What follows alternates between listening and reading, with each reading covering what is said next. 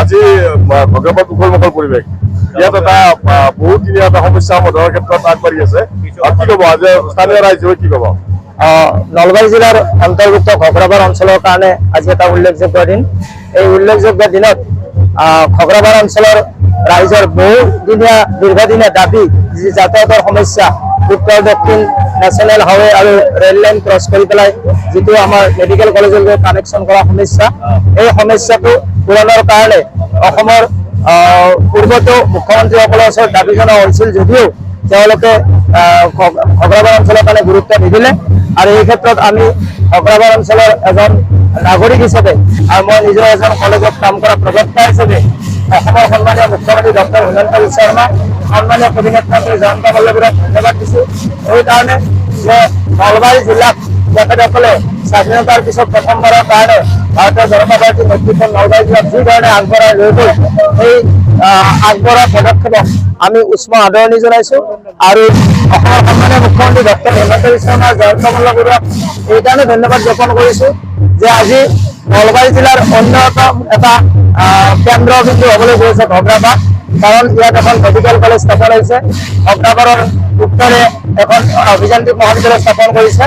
আৰু আজি এই দিনটোত, এই পবিত্ৰ দিনটোত তেখেতসকলে অসম চৰকাৰৰ তৰফৰ পৰা সন্মানীয় মুখ্যমন্ত্ৰী ডক্টৰ হিমন্ত বিশ্ব শৰ্মাৰ নেতৃত্বত যি ঘগ্ৰাবাৰ ৰেল উৰণ সেতু আধাৰশিলা স্থাপন কৰিছে, তাৰ কাৰণে আমি এটা দীৰ্ঘদিনীয়া সমস্যা পূৰণ হোৱা বুলি অনুভৱ কৰিছোঁ।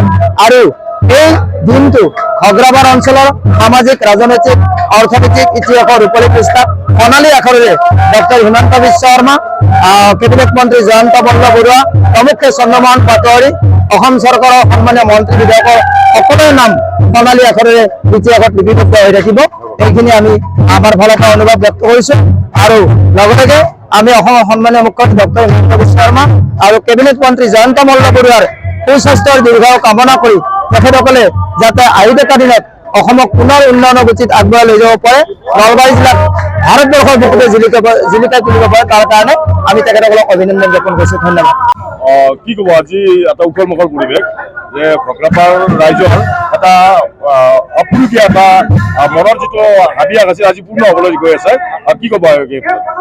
ধন্যবাদ।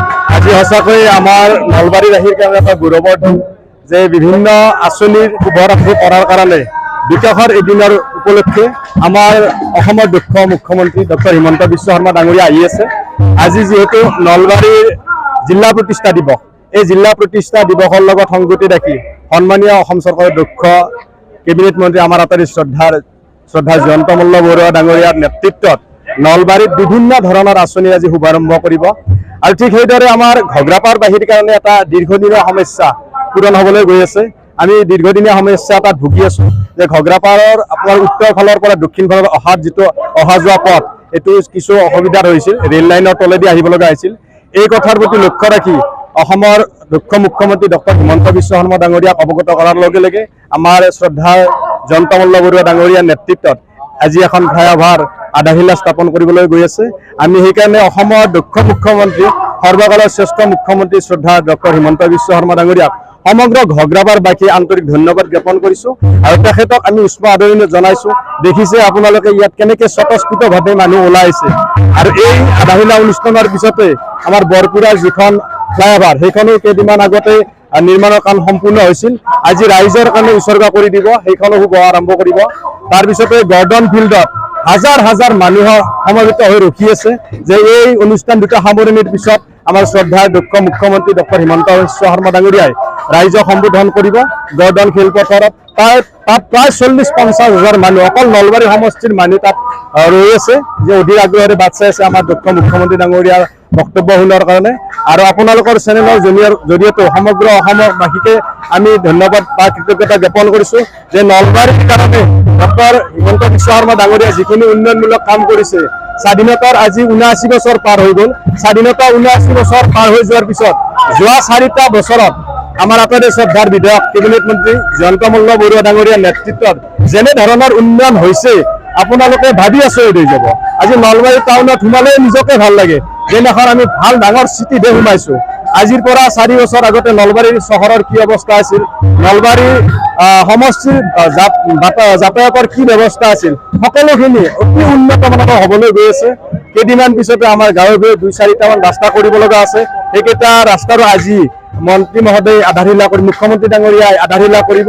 গতিকে আমি এই উন্নয়নৰ ধাৰা যাতে অবিৰত থাকে তাৰ কাৰণে ভগৱানৰ ওচৰত প্ৰাৰ্থনা জনাইছোঁ, মুখ্যমন্ত্ৰীক সুস্বাস্থ্যৱান কৰি ৰাখক, তাৰ কাৰণে আমি সেৱা জনাইছোঁ। ধন্যবাদ। যিকোনো খবৰৰ বাবে যোগাযোগ কৰক 7099017330 লগতে 7099017110 নম্বৰত।